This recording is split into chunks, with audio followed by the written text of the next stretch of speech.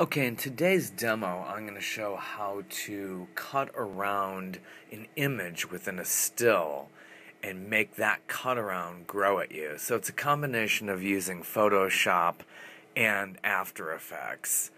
So I'm going to first open up Photoshop and let that open up here for a second. And then I'm going to find my image by going to just any image on my desktop. I'm going to pick this image called Mary Parks Crying. That opens up, and then what I do is I create a total of 3 layers. So if you see to the right there, I'm making 3 layers. That second layer I'm going to be calling it the clean slate layer. What I'm going to do is just make that a background. It's going to take pieces of the background and repeat it there, as you'll see. So I'm going to that second layer. I'm going to turn the top one off and the background off.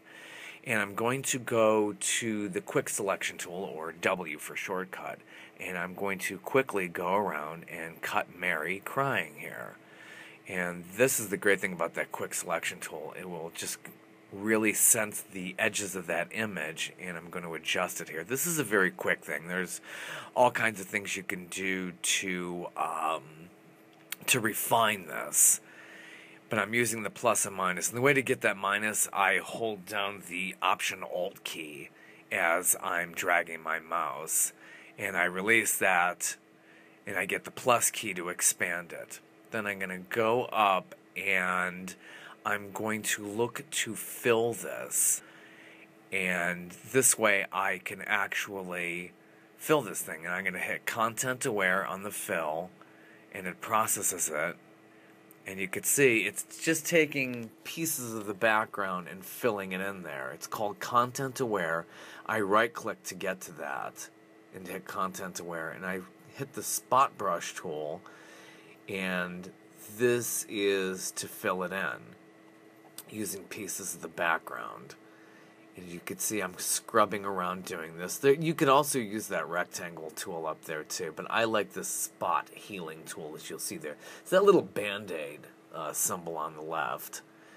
And I'm going around and I'm scrubbing it, and as you can see, it's processing it by grabbing other parts of this greenish background. And I'm scrubbing around and scrubbing around. And I showed you that modify tool earlier. I'm going to go back and expand that a little bit more. I'm on 25. I'll open that up, and you see where my lines had expanded. Now I can go more within that and keep using that spot tool. Remember, it's that band-aid symbol on the left. I believe if you hit J, that will get you there quickly too. And I'm going around just holding down my spot tool, and it's going to take that greenish and keep doing that as if she's disappearing. You could see that going away. I'm not going to worry so much about that hand that's repeating there, because ultimately I'm going to have Mary back over this again anyway. I mean, you could really spend a lot of time refining this, but I'm not going to worry too much about that script getting axed out of there. So we're basically making her disappear. And I'm going to go to that top layer, and you can see I put the eye on her, and there she is. And it still has my outline there that I left it on 27 on the modify. And I'm going to hit this refine edge tool here. And that's basically what this is doing. It's making my matte.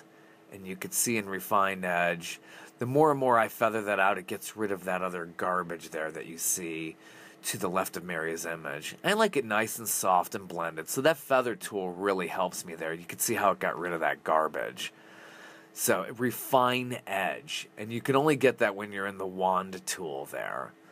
I'm going to hit decontaminate colors just to get rid of extra garbage. This is very quick and dirty. There's a whole lot of other stuff that you could do to clean up that image. So you could see it made that Mary copy, and it made that matte for me, and I got rid of that other layer of Mary. So that's it for what I'm going to do very quickly here in Photoshop. There's a lot more to it that you can do. And I'm going to name my file, and it's going to remember all my layers, as you can see down there. And I'm going to save it where I could find it, in this case on the desktop. You can save this anywhere you want. I'm going to get out of Photoshop, And I'm then going to open up After Effects. This is very quick and dirty. Very, very quick and dirty. There's a lot more that you could see on Adobe TV that will get you more into this. I'm going to import my Photoshop file and open that up. And you can see it brought all my layers with me. It brought the matte, the clean slate, and the background. And now, as you can see, I can move Mary. It's moving that image for me. This is incredibly quick and dirty. There are a whole bunch of ways you could refine that, but this is just a quick and dirty way of doing it, and I'll show you how to grow it, obviously. At the very beginning, I have keyframes. I put keyframes at the end of my clip, and I'm going to grow it. And then I'm playing it here in my timeline.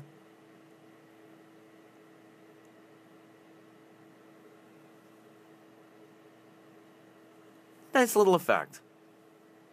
Very, very nice little effect. I'm going to go up. I'm going to then add it to my render queue. I'm going to then render this out. As she's growing and crying. And like I said, you could do all kinds of stuff to this. It's just kind of quick, dirty, neat. You could do this in opens, packages, just to add a little dimension.